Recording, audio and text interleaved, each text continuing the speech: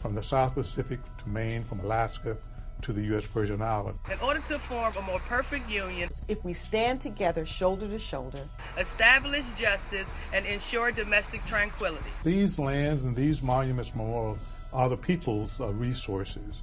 And we as Americans have the right that these treasures are yours.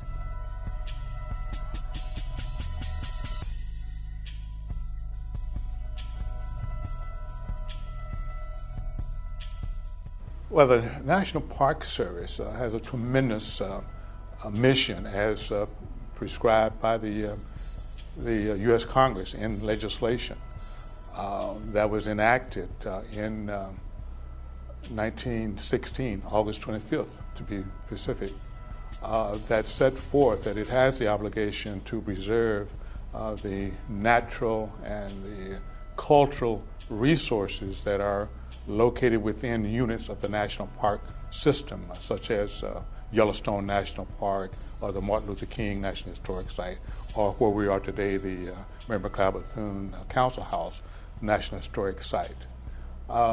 And many of the areas that commemorate specifically the contributions and sacrifices and struggles of African Americans came into the national park system gradually. The National Park Service belongs to America. And for many African Americans, the services and the agencies that they've dealt with have not been around history and culture. They've been around survival services. And for so many individuals who don't know that the National Park Service is the holder of many great historic places, not just the Grand Canyon, which is beautiful and wonderful, and Yellowstone Park, but there is the Frederick Douglass home site. There is the Bethune Council House, and many other sites.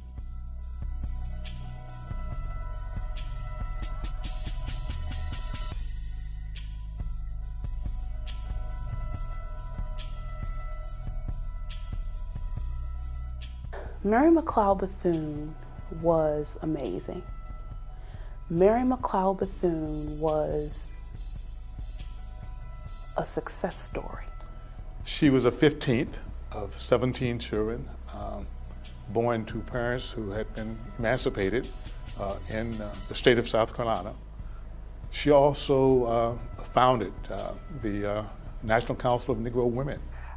She was an amazing woman who faced a lot of odds, but something about her passion, her character, her will just transcended time and just empowered her to open doors and to stay true to her, what she felt was her mission and her calling and her purpose in life, to really open doors to opportunities for African Americans and particularly African American women. Preserving her legacy and what she did is an awesome experience for me. It really just makes me feel whole and like I'm contributing to the movement. It really does.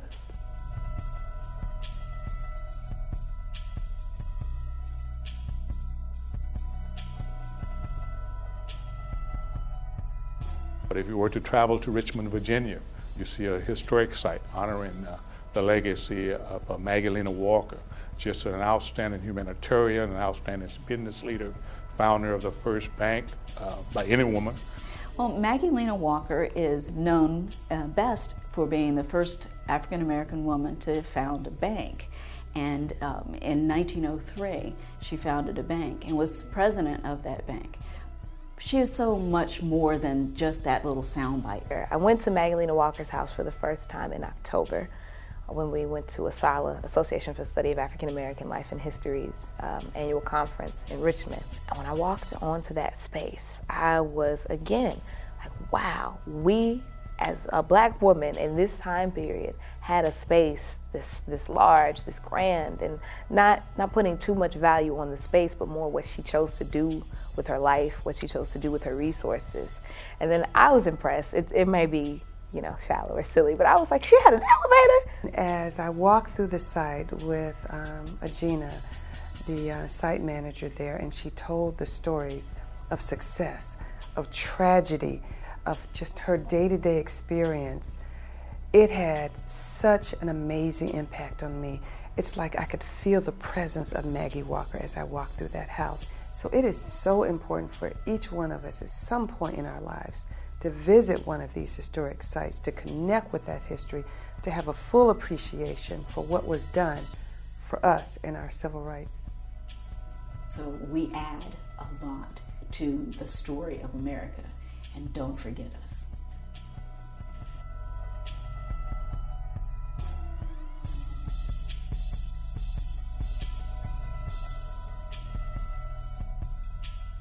This is a journey.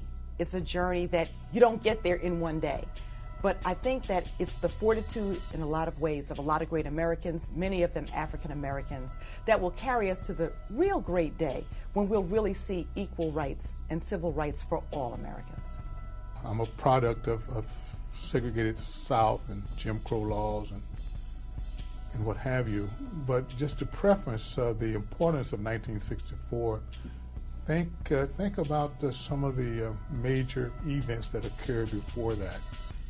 So in 1948, President Truman issued an executive order that from now and forever, hopefully, we will have integrated military services. And that wasn't that long ago.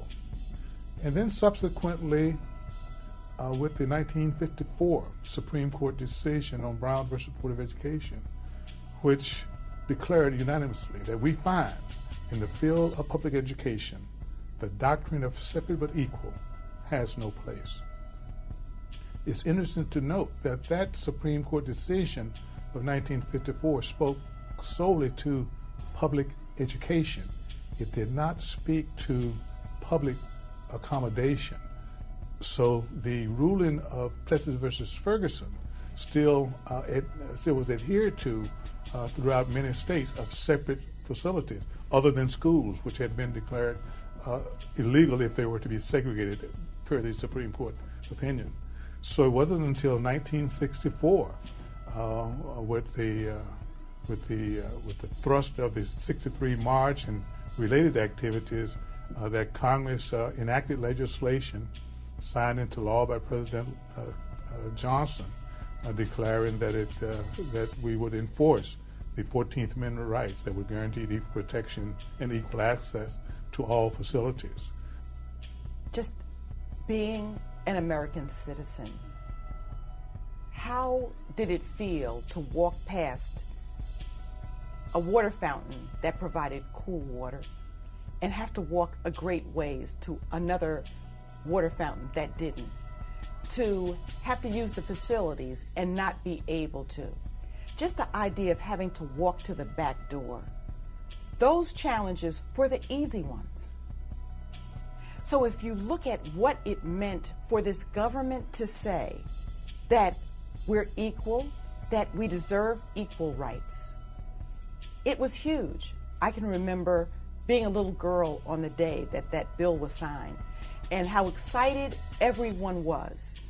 And at that age, I didn't really understand what it meant, but I'm glad to know that it meant something to me that day, just like it does today.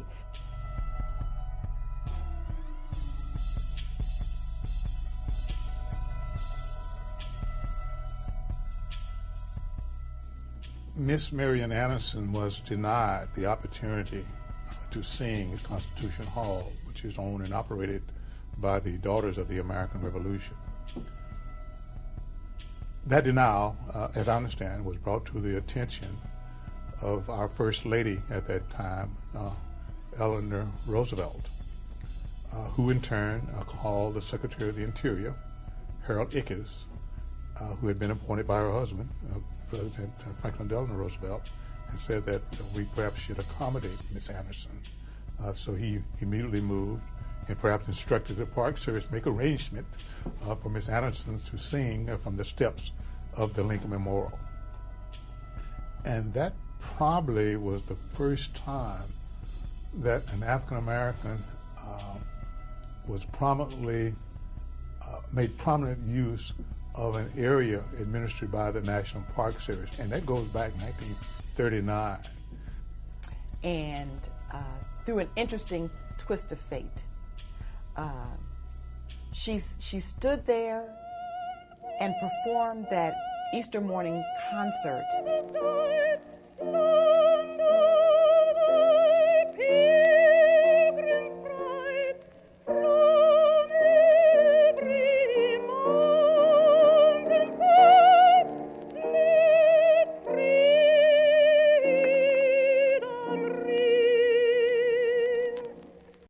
So I can only imagine that when Marian Anderson got to those steps and saw all the people who had come out to support her and to support African Americans being able to be full partners at the table.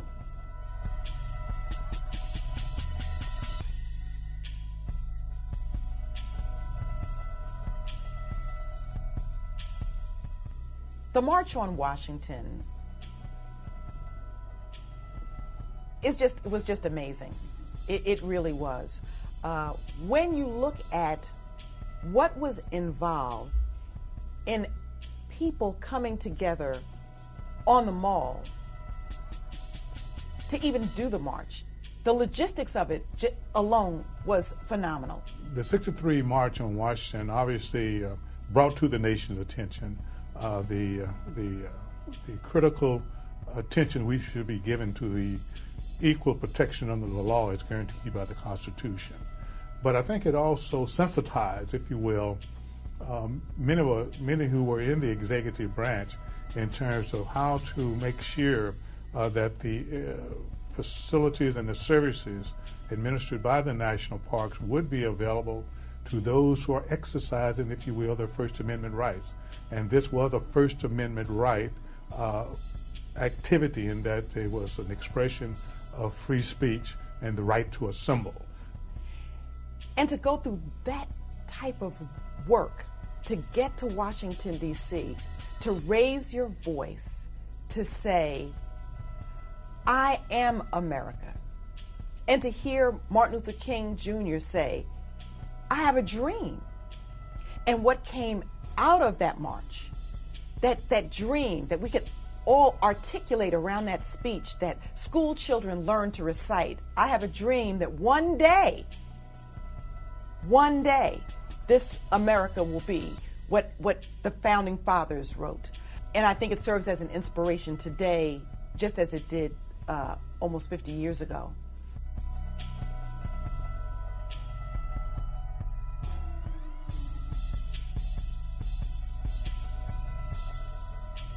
So the Park Service and the Department of Interior attempt to explore the concept of civic engagement by reaching out to communities, to leaders in the educational community and the private community, for them to offer input to decision making relative to management of lands and recreational programs.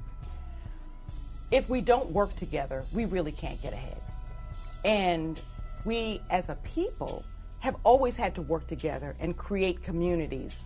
For anyone that's interested in an area being on the National Register at the local level or what have you, or as a National Historic Landmark, or eventually becoming a unit of the National Park System, you got to do your due diligence. Such was the case with Magdalena Walker home in Richmond. And here in Washington, D.C. on 9th Street, the Carter G. Woodson home was initially a National Historic Landmark. The Park Service acquired it by law from the Association for the Study of Afro-American Life and History, and it is now the perpetual responsibility of the National Park Service. In order to talk about the Carter G. Woodson home, I have to spend a couple of minutes just talking about Dr. Woodson. I sit in his seat, and sometimes I feel so inadequate because he was such an unbelievable icon in our history. He was the product of enslaved parents. He didn't have a formal education until he was 20, and he went on to have be the second African American to receive a PhD from Harvard. And getting a PhD at Harvard was not an easy task in that day, nor is it today. But he realized, even through his work as a coal miner and being the product of a colored troop, his father actually was in the Civil War, that we had this rich story that wasn't being told. And so he went on to found this organization in 1915, ASALH, the Association for the Study of African American Life and History, then Negro Life and History, and found a home right here in Washington, D.C. on 9th Street. And it was in that house that he did so much of the work, so much in terms of publications and meeting with individuals and talking about our history, that it is this iconic place in Shaw. And then when I came to the association back in 2003, there was a real big conversation around what was going to happen to the house, and was the National Park Service the right place for the house to reside? And even being here a short time, I realized that this is a national treasure, and the National Park Service is the right place for the house to reside. And so my work then became working with Congressman Eleanor Holmes Norton, other individuals that are here in the National Park Service, to make sure that this house was and home was interpreted with all the full glory of what it meant for Dr. Woodson to bring African American life and history really to life, and to really start Negro History Week, which was Black History Month, right there at that home. There is a program called the National Register of Historic Places. So if you are an individual who knows about the contribution of an outstanding citizen, or you know about an event that occurred in your neighborhood that you think should be shared through a larger audience, you would take a look at that, do some research, and make some conclusion that yes, this needs to be preserved.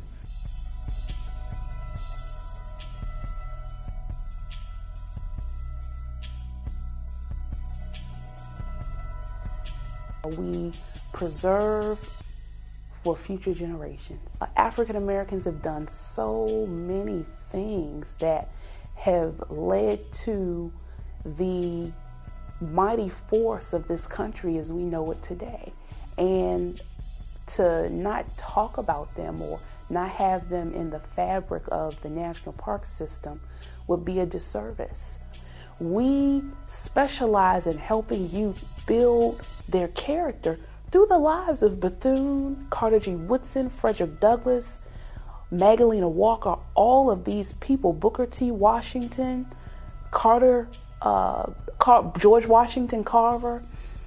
We're trying to make sure that the next generation is equipped in knowing what to do to be successful.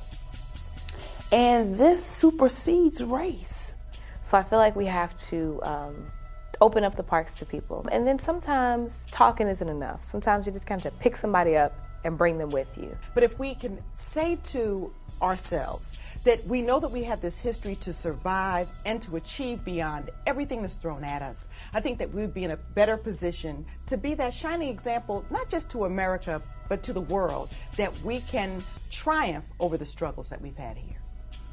So that's why we preserve these parks, these monument memorials, that out of the experiences of visiting them and learning about them, we become better citizens.